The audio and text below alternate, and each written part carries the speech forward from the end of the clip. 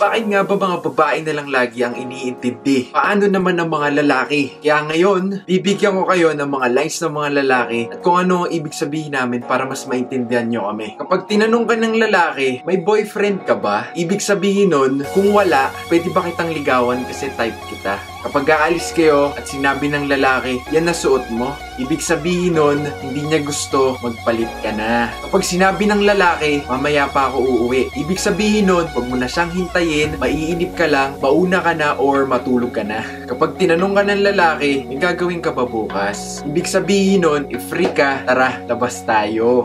Kapag tinanong ka niya, nakapunta ka na sa ano? Ibig sabihin nun, niyayaya ka niya, punta daw kayo. Kapag tinext ka niya at sinabi niyang hindi ka pa uuwi, ibig sabihin nun, late na, umuwi ka na. Kapag kinausap ka niya at sinabi niyang hayaan mo na ex mo, ibig sabihin nun, nandito naman kasi ako, akin ka na lang. Kapag tinext ka ng lalaki at sinabi niyang basketball lang ako or Dota lang ako, ibig sabihin nun, nagpapaalam siya, hindi siya makakapag-reply, wait ka lang, text kita pagkatapos. Kung nasa bahay ka ng lalaki at sinabi niya, delikado na, paano ka uuwi? Ibig sabihin nun, stay lang dito, mamall tayo.